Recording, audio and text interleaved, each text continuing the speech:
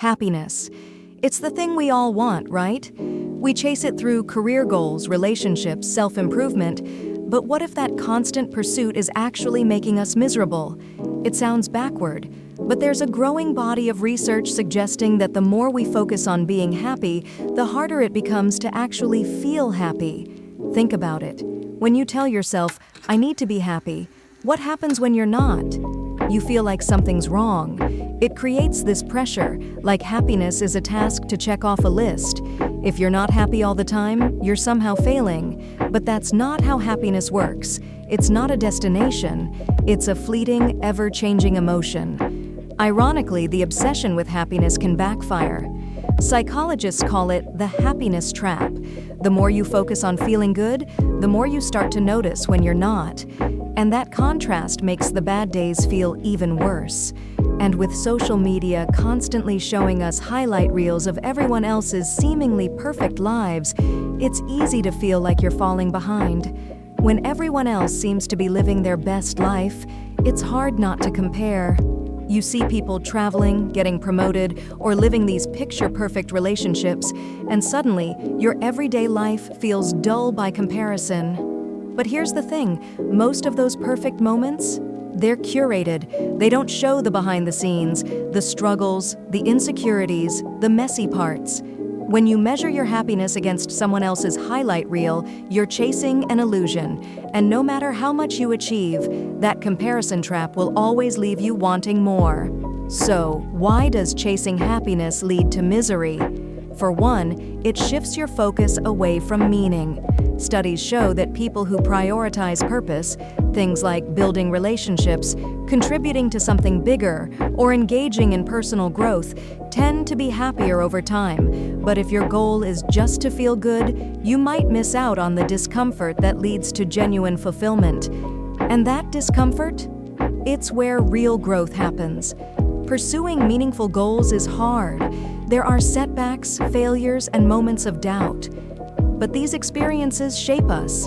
If you avoid anything that doesn't feel good, you miss out on what gives life depth. Sometimes happiness is the byproduct of doing hard things, not the goal itself.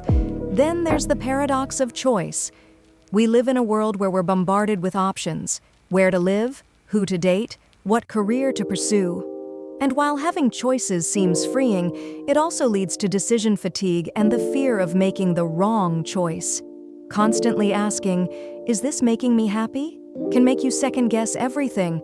The pressure to optimize your life robs you of enjoying what you already have. And here's the kicker: emotions aren't meant to be permanent. Sadness, boredom, even anxiety, they're part of the human experience. Yet the pursuit of happiness tells us these emotions are something to avoid. But when you suppress the hard feelings, you also dull your ability to feel joy. You can't have one without the other. Some cultures view happiness differently. In Western societies, happiness is often tied to personal achievement. But in many Eastern cultures, happiness is about harmony, maintaining balance within relationships and the community. This suggests that happiness isn't one size fits all.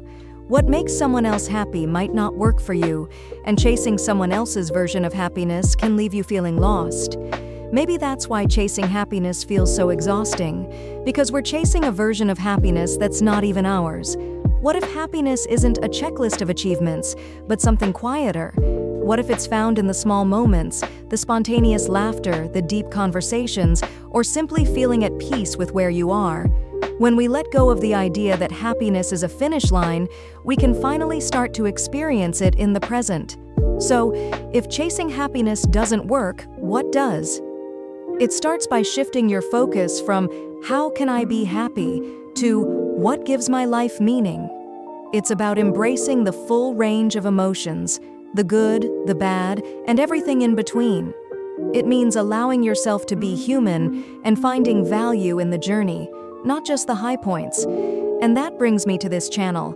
I could chase the idea of making perfect videos or worry about how fast this project grows, but instead, I'm focused on the bigger question: who am I really? Each video, each reveal, brings me one step closer to answering that question. And if you're curious to follow along, to uncover more layers of who I am, hit subscribe. So let me ask you, are you chasing happiness or are you chasing meaning? And what would happen if you stopped trying to be happy all the time? Let me know in the comments, because this journey isn't just about me. It's about all of us figuring things out, one step, one reveal at a time.